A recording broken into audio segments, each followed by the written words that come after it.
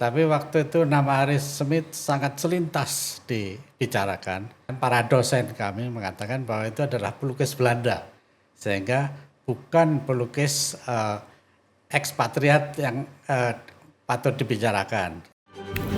Selamat datang di NAM Podcast.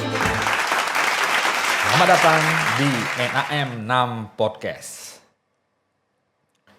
Datang ke Hindia Belanda pada tahun 1938 sebagai tentara, namun kemudian menjadi seniman warga negara Indonesia pada tahun 1951.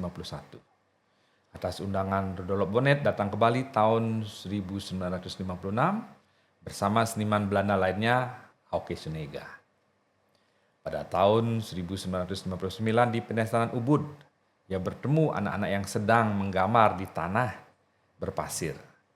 Sehari-hari anak-anak itu bekerja membantu orang tuanya sebagai petani dan gembala bebek, dan sebagian besar sudah putus sekolah.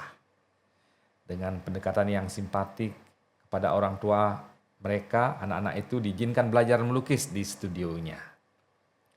Anak-anak itu dibimbing tanpa didikte. Anak-anak itu dibebaskan mengekspresikan idenya di atas media gambar. Dengan sentuhan minimal namun penuh dukungan, hingga lahirlah yang artis style. Mazhab seni lukis baru di Bali yang sangat berbeda dengan mazhab seni lukis yang sudah ada sebelumnya. Bahkan berbeda dengan karakter dan ciri khas Sapuan Kuasnya sendiri. Karya lukis yang artis style dari Cakre, Soki, Tagen, Murah Kaka, Pugur, Tembles dan lainnya dibeli dan dikumpulkannya. Kemudian pada awal tahun 1964, karya anak-anak itu dipamerkan di Museum of Modern Art, MoMA, San Francisco.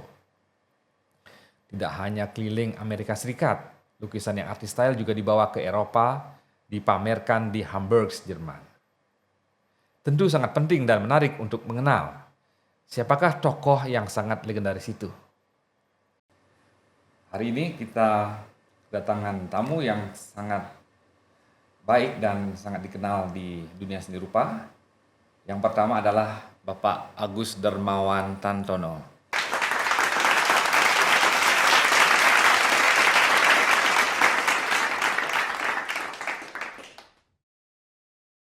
Agus Darmawan Tantono lahir di Rogo Jampi, Jawa Timur pada 29 April 1952. Menulis esai, kritik seni, pictures, catatan perjalanan, cerpen dan puisi sejak 1974 di media massa seperti Kompas, Tempo, Gatra, Koran Tempo, dan Reader's Digest. Telah menulis 2 buku tentang Aris Smith, Puisi Warna Aris Smith, dan Hikayat Luar Biasa Tentara Penembak Cahaya. Telah menerima penghargaan dari Kementerian Pariwisata dan Seni pada 1998. Sebagai konsultan Biro Lelang Kritis Singapura 1993 sampai 2013. Dan sebagai konsultan koleksi benda-benda seni Istana Kepresidenan Republik Indonesia di Jakarta. Dan yang kedua, seorang akademisi, Profesor Dr. Iwayan Kud Adnyana.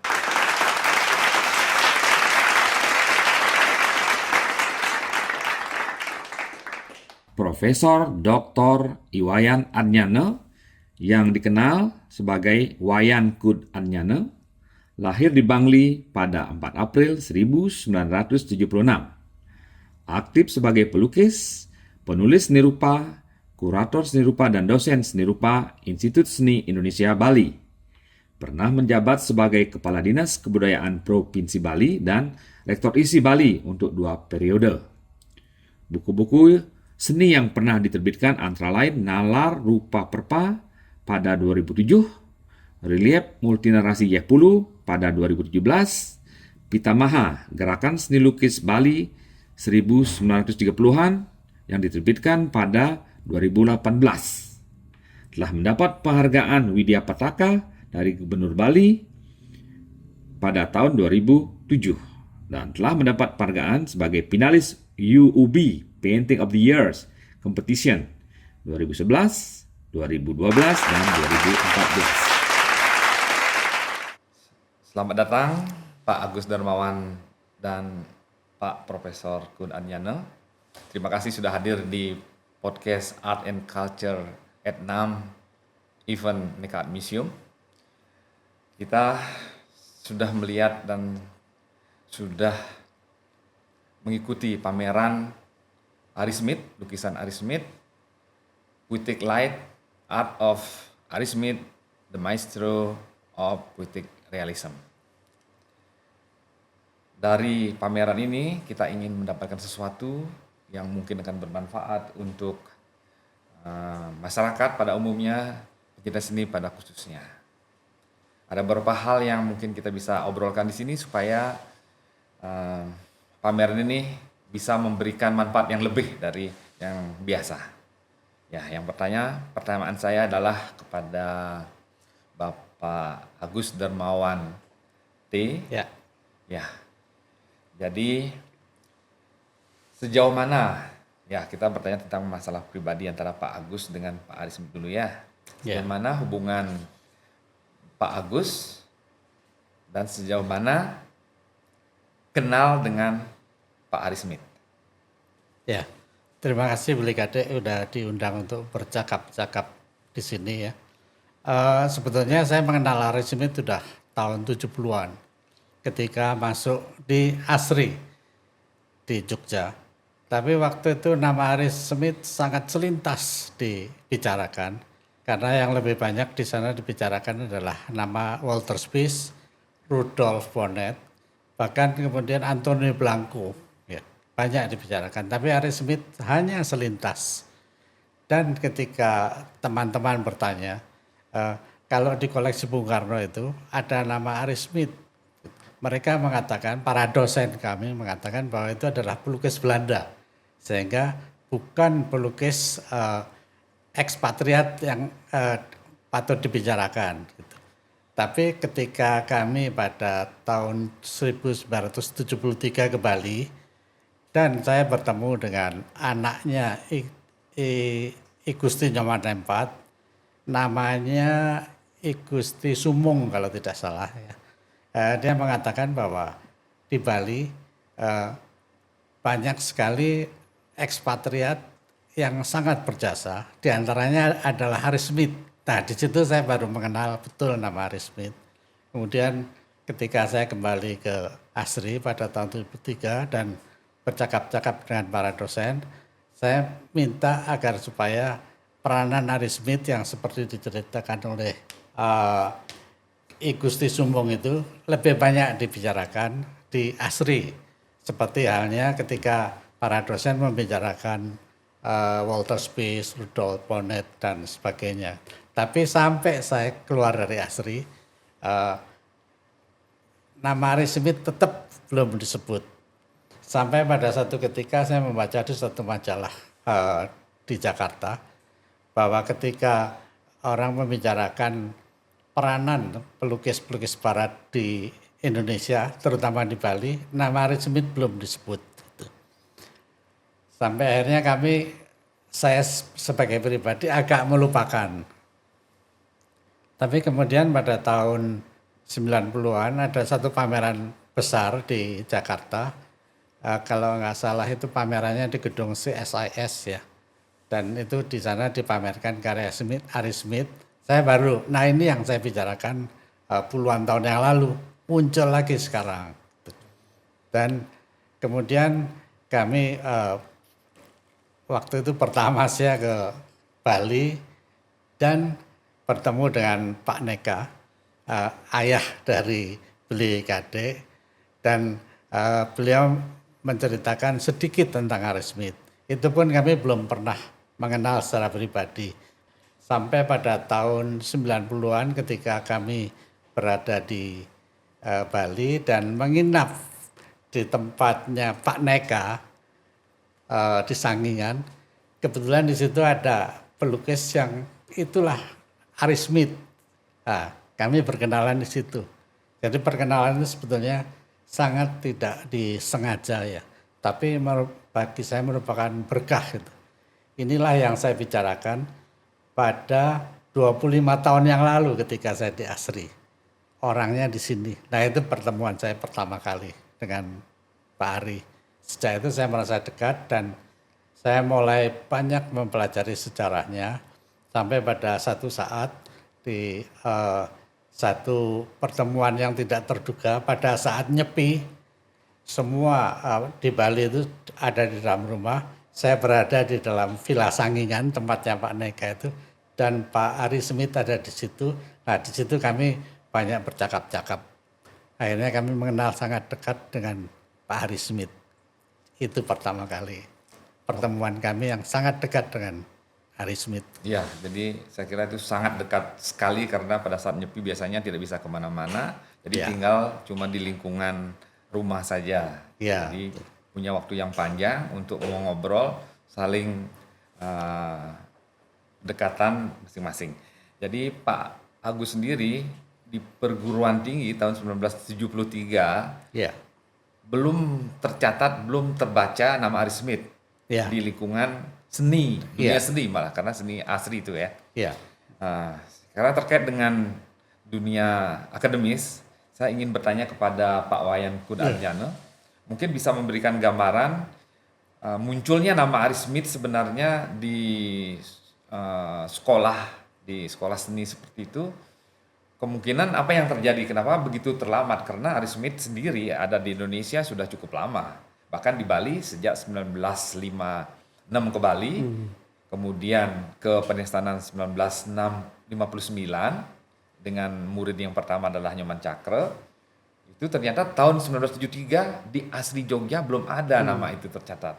Padahal sebenarnya Ari Smith sudah membawa lukisan anak-anak itu sampai ke Museum of Modern Art di San Francisco tahun 1964. Jadi sayang sekali waktunya cukup lama itu, hampir 10 tahun itu, artinya nama yang seharusnya sudah tercatat di dunia seni rupa kita tidak muncul.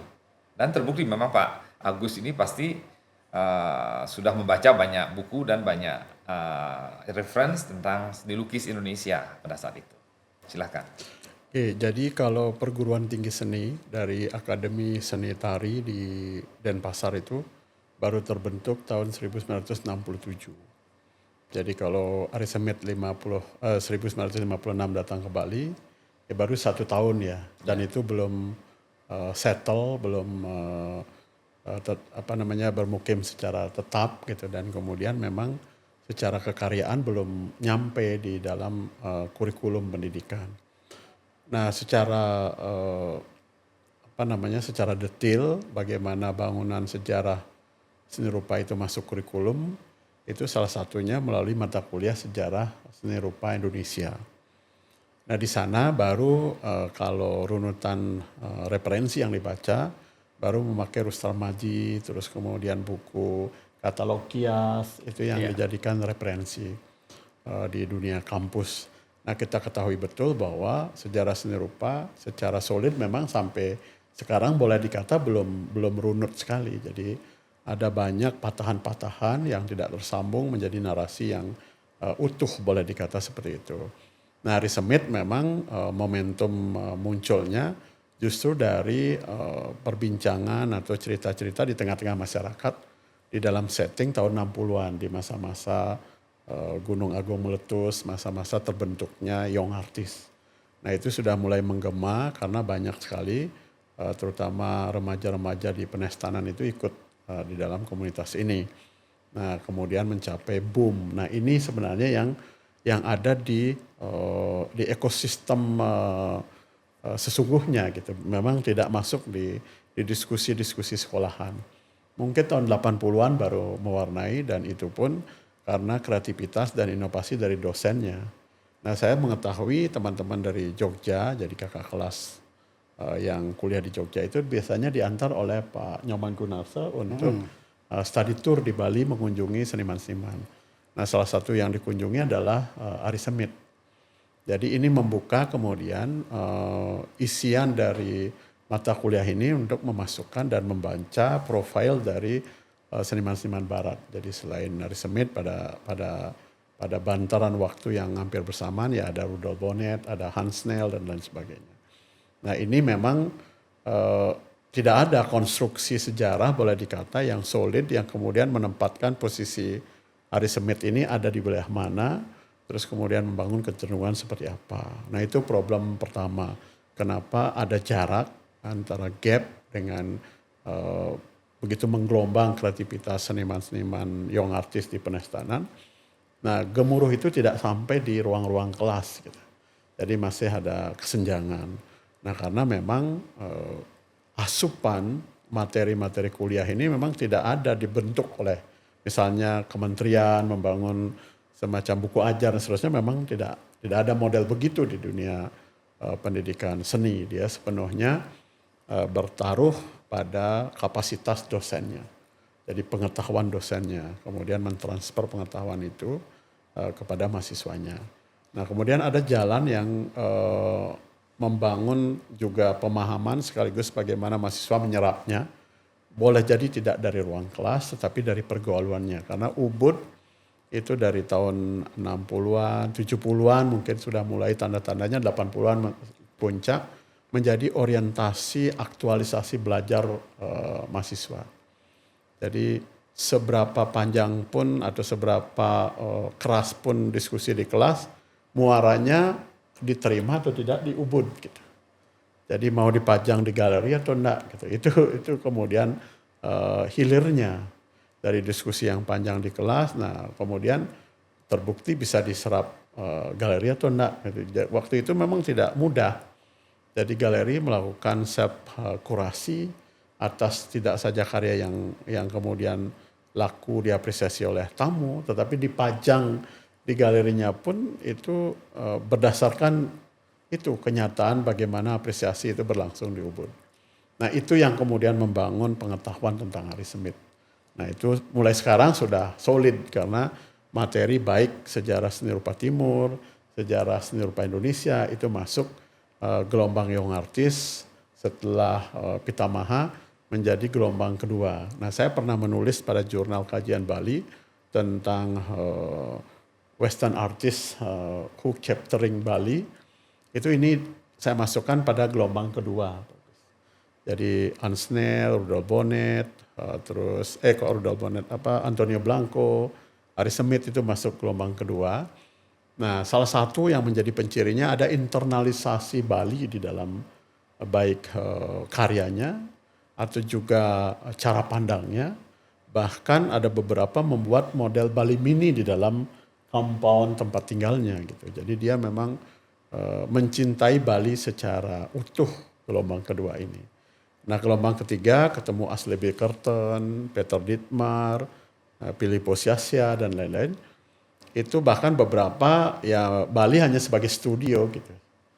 Jadi karena hospitality-nya bagus, kalau Asle pernah saya tanyakan kenapa milih Bali, karena itu akomodasi untuk shipping, untuk mengirim karya dan seterusnya itu bagus, di samping untuk etalase bertemu lebih mudah bertemu ekosistem globalnya gitu.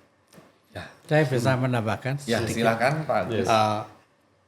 Tadi mengenai kenapa Jogja tidak terlalu membicarakan Ari Smith, karena paradigma dari kesenian Jogja, terutama seni rupa Jogja, itu adalah perjuangan. Sementara Ari Smith ditengarai bahwa itu adalah warisan kolonial. Bahkan Ari Smith waktu itu pernah mengajar di ITB. Dan pada waktu itu terjadi benturan keras sebetulnya antara kubu Bandung dan kubu Jogja. Jadi ini kubu kolonial itu Bandung, kubu Jogja, kubu perjuangan. Dan Ari Smith itu walaupun beliau ada di Bali dan bergerak di Bali dan membangun dunia seni di Penestanan, tapi tetap itu adalah kerja kolonial. Itu yang menjadi paradigma di Jogja, sehingga Ari Smith itu di sana sengaja direduksi, dikecilkan. Gitu.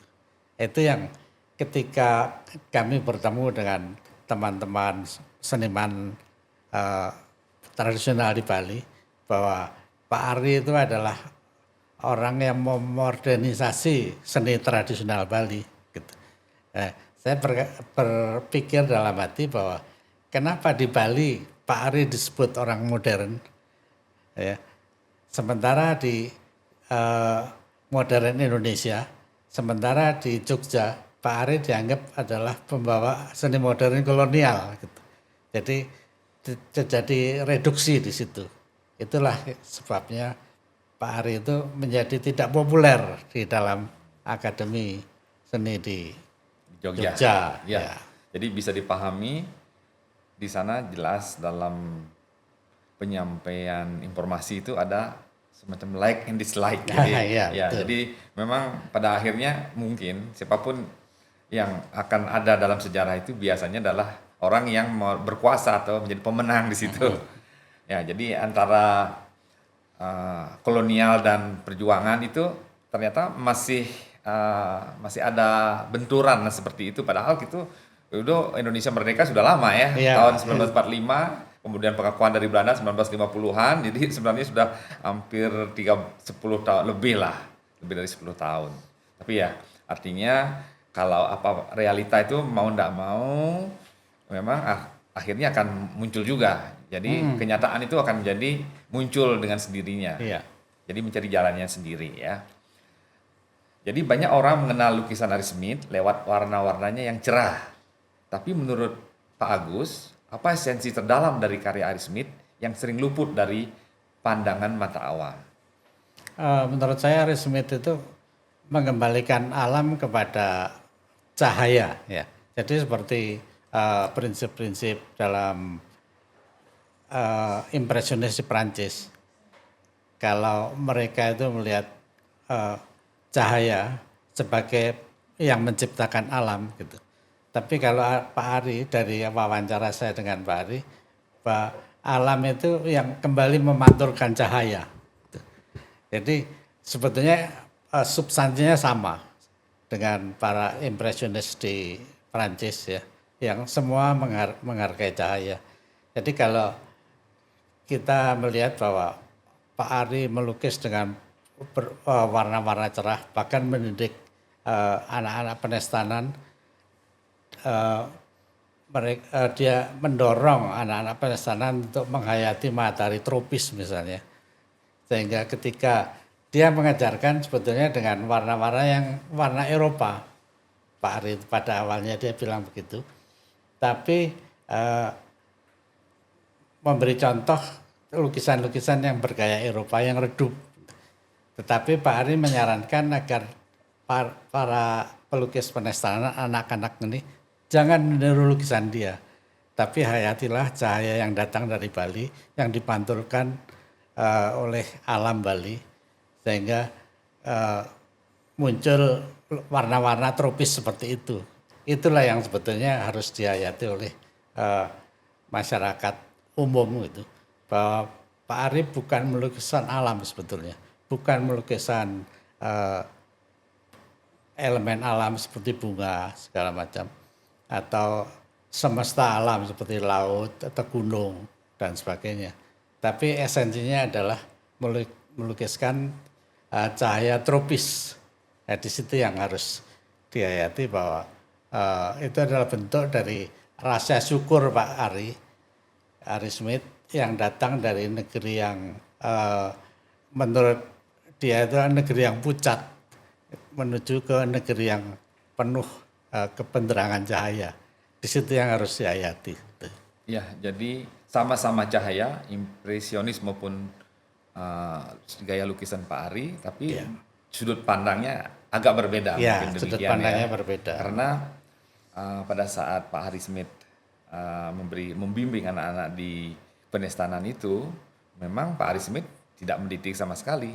Nah, jadi memang Pak Ari Smith memberikan kepada anak-anak itu untuk melihat cahaya yang mereka tangkap dengan matanya, kemudian disimpan dalam memorinya, otaknya, dan pada saat dia melukis, dia ingat lagi memori itu. Jadi dia tidak on the spot, dia tidak melihat langsung, tapi dia mengimajinasikan apa yang pernah dia lihat dan dituangkan dalam lukisan-lukisan yang artis. Nah, itu yang artis. Yang artis. Nah, tapi sebenarnya prinsip dasar ini juga hampir sama dengan cara Pak Ari Smith menangkap cahaya, karena Pak Ari Iya. Smith kan menangkap dengan pola yang hampir mirip, cuma dari sudut pandang dan cara Pak Ari Smith.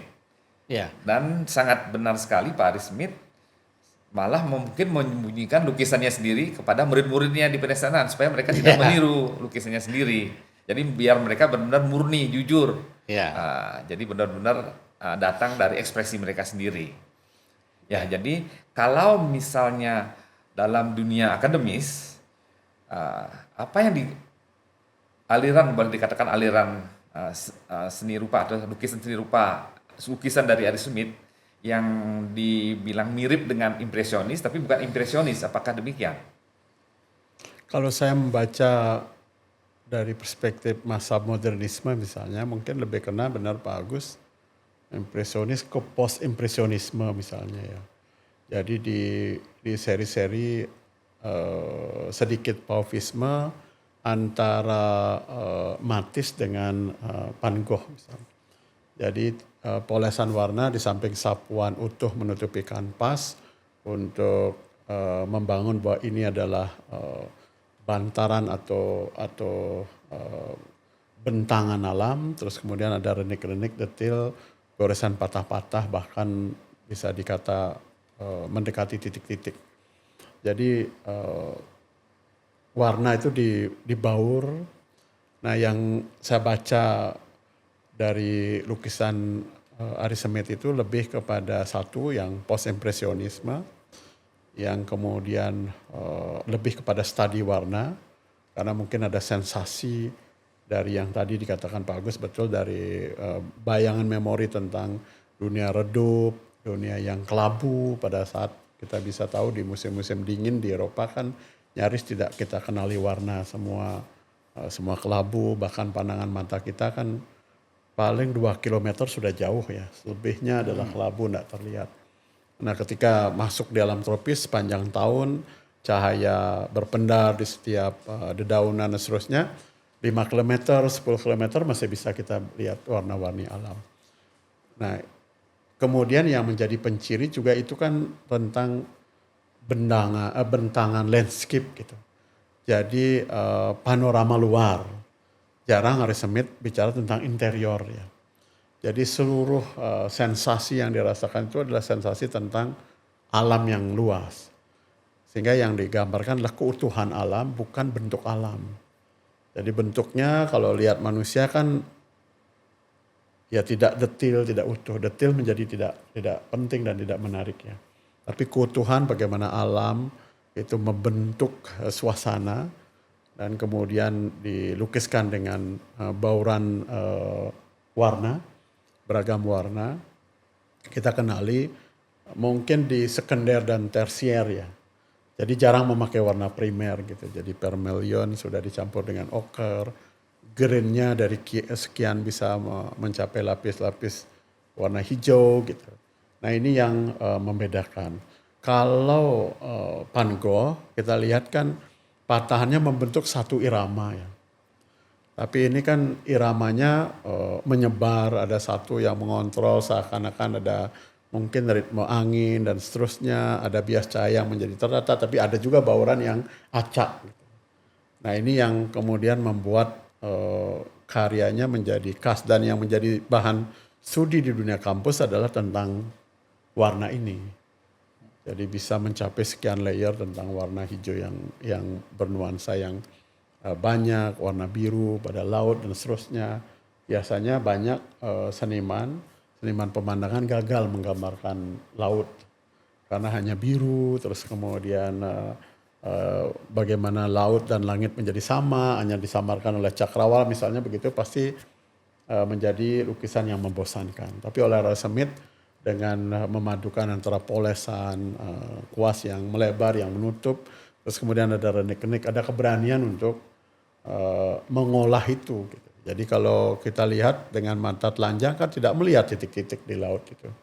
Ya. Nah, terus tapi Ari Smith membangun garis dengan patahan, titik-titik, ada bauran yang lebih lincah. Jadi antara Fauvisme Matisse dengan Van Gogh kita menemukan formulasi yang saya kira harus belajar tentang warna dari karya-karya Ari Smith.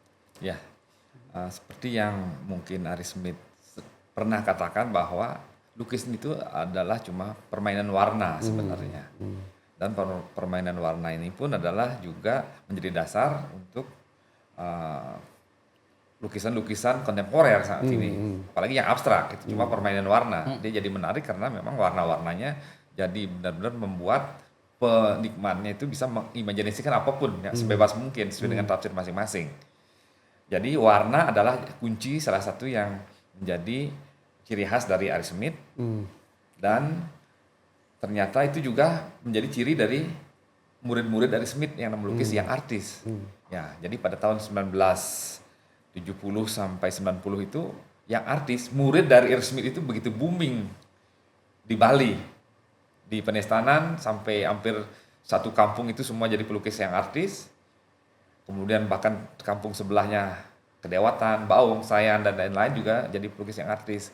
Sementara nama Ari Smith sendiri mungkin jadi pertanyaan, siapa sih yang membuat sampai ada lukisan seperti ini? Nah, ini sangat menarik. Jadi Ari Smith yang sudah menghilang dari Penestanan mungkin sekitar tahun 1968 itu, setelah mulai dari 1959 sampai 1998, Ari Smith masih menerima, katakanlah murid lah seperti itu. Setelah itu tidak ada lagi cerita dia menerima murid. Tinggal murid-muridnya yang kemudian menurunkan, mengajarkan, mentransfer ilmunya. Tapi saya kira kalau murid-murid, artinya generasi kedua dari yang artis itu, sebenarnya proses dia melukis mungkin sudah agak berbeda dengan generasi pertama. Karena generasi pertama langsung dari Ari Smith diberikan kebebasan ekspresi dan benar-benar itu dari maha gurunya lah itu yang ngajarkan. Sedangkan yang berikutnya kemungkinan sudah masuk dikte-dikte sedikit karena kemudian berkembang yang kita lihat di yang artis itu sendiri. Getut Soki misalnya. Jadi turunannya itu ya gambarnya seperti Getut Soki. Sementara murid-murid yang artis yang langsung dari Ari Smith, gurunya sama, belajarnya sama dengan Ari Smith di tempat yang hampir sama juga, tapi yang keluar adalah berbeda. Beragam ya. Beragam sekali dan sangat punya ciri khas masing-masing. Lukisan yang artis Ngurah Kakak akan berbeda dengan lukisan yang artis dari Wayan Pugur. Demikian juga dengan Wayan Tembles. Demikian juga dengan Ketut Agan. Nah, itu berbeda. Jadi dari sini kita bisa melihat bahwa pola mengajar Ari Smith kepada murid-murid itu telah melahirkan suatu jati diri pada muridnya. Jadi tidak ada murid-muridnya yang sama lukisannya. Dari sudut akademis, pola pengajaran seperti ini apakah bisa diadopsi sehingga akan melahirkan seniman-seniman yang bukan cuma follower tapi seniman yang murni punya jati diri. Ya, Bagaimana? saya kira penting membaca dari sisi ini.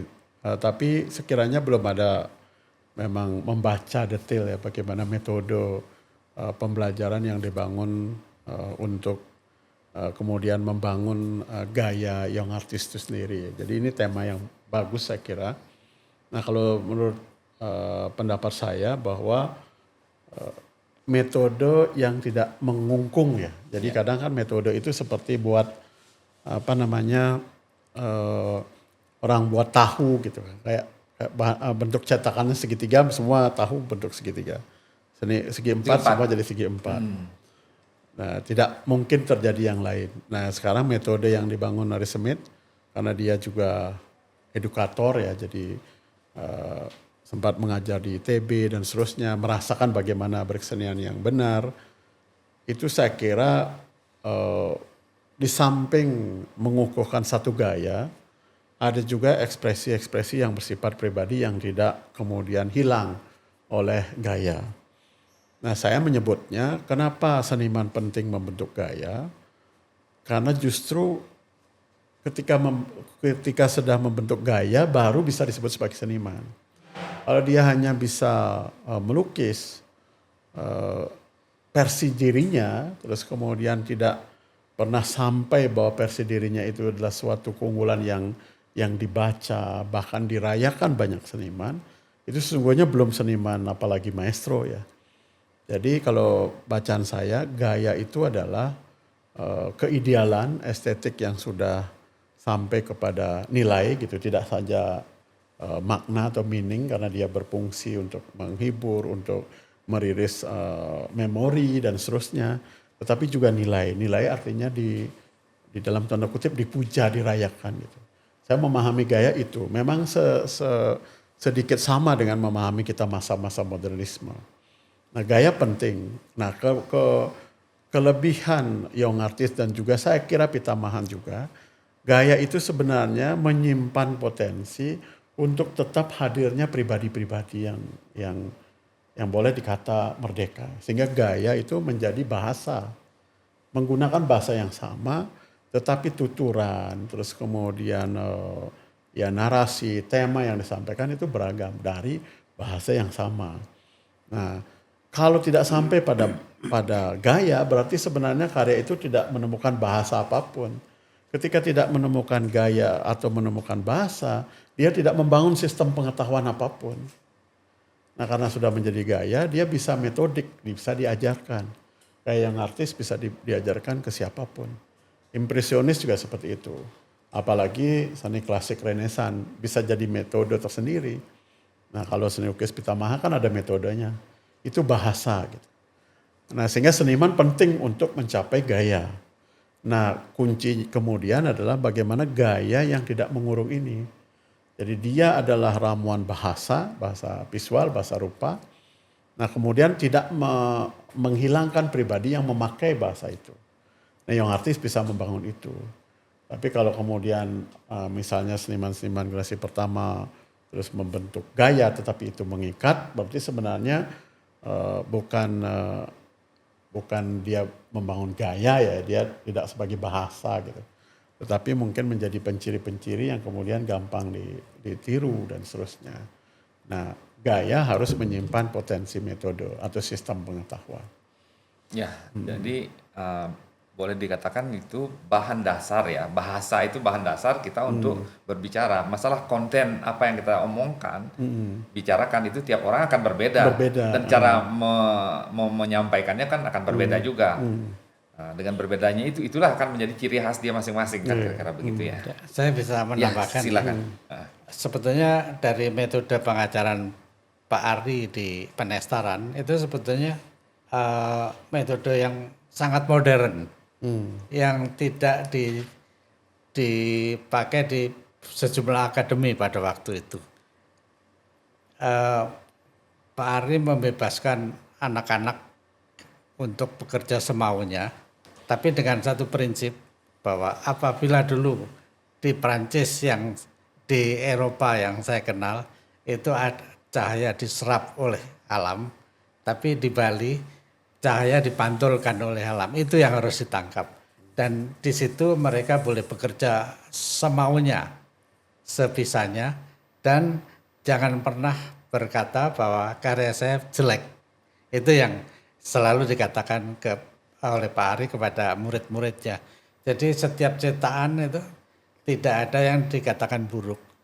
Sehingga dengan begitu Pak Ari itu waktu memamerkan di luar negeri karya-karya yang artis itu, menurut Pak Ari sangat sedikit seleksi. Karena semua anak memiliki kekuatan artistiknya sendiri. Gitu. Pak Ari saya katakan bahwa sesungguhnya beliau adalah perintis pengajaran seni modern dalam kancah tradisional ya. Karena di akademi pada waktu itu selalu muncul prinsip cantriisme istilahnya itu. Ketika orang belajar seni lukis di Avandi, yang muncul adalah Avandisme.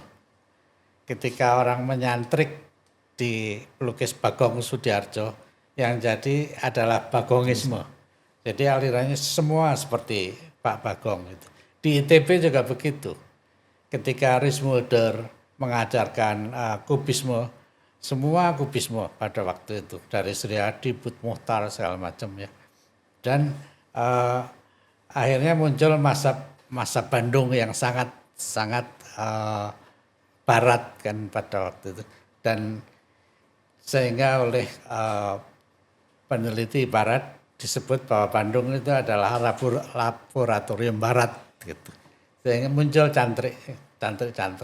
Dan Pak Ari ini sebetulnya menerobos itu diam-diam lewat komunitas kecil di Penestaran itu. Seperti yang dibilang oleh Beli Kade tadi bahwa kemudian murid Ari Smith melahirkan murid-murid baru yang notabene murid-murid itu adalah lebih memiliki kesamaan dengan gurunya, tidak seperti generasi pertama misalnya. Itu memang menjadi kenyataan. Karena di Bali kita ngelihat, misalnya di Banjar Taman muncul pelukis Nyoman Mejo. Itu kemudian muncul para pengikutnya, itu yang semuanya Mejaisme. Itu yang ini.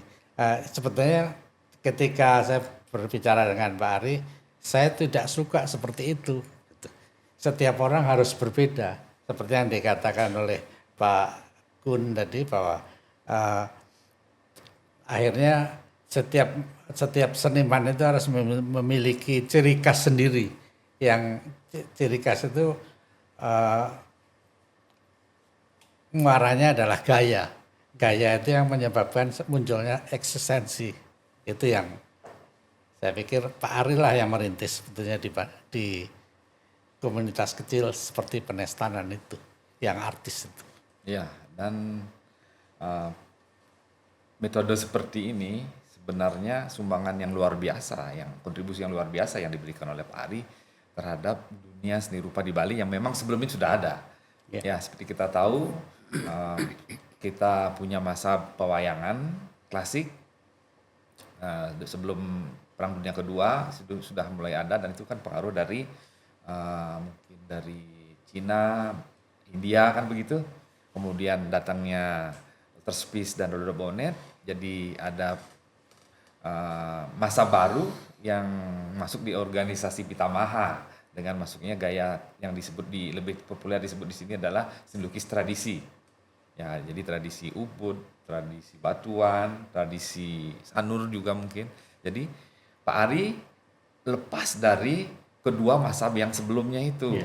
Jadi itu jaraknya katakanlah masa Pitamaha itu 1930-an. Itu sedangkan Pak Ari itu 1960-an.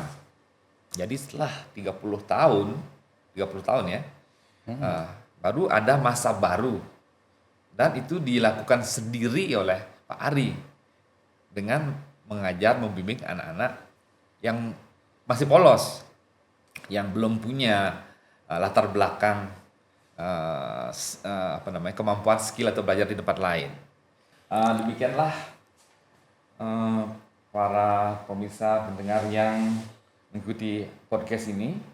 Mudah-mudahan bermanfaat dan sampai jumpa di podcast berikutnya.